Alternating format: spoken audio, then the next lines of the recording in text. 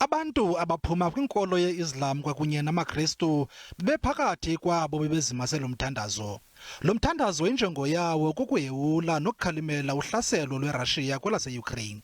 Abaququzeleli balomthandazo bathi abathandazeli nje kuphela oluhlaselo, koko bathandazela nezinye imfazwe eziqhubayo nakwiindawo zasekuhlaleni. Bagqithise amazwi enkuthazo nomthandazo kuba bonke abo basezintlungwini.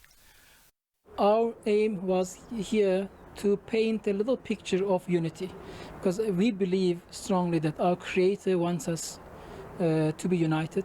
He wants to see us united on this planet, and therefore we wanted to offer a bouquet of unity with all the faiths and all the different traditions.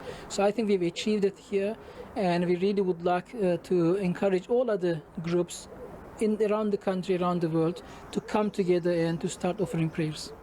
Umongo walomthandazo ubugxile kwiingoma zoxolo nokuvuselela ithemba. Bathi ke xa ngabe iinkolo ezahlukeneyo zibambisene kuninzi okunokuzuzwa. From emotional violence and from marginalization and from being diminished, and anywhere where we find people that are excluded for any reason or another, we need to stop and take stock and say, what are we doing here? Is this love? Because we know that the creative force of the universe is love.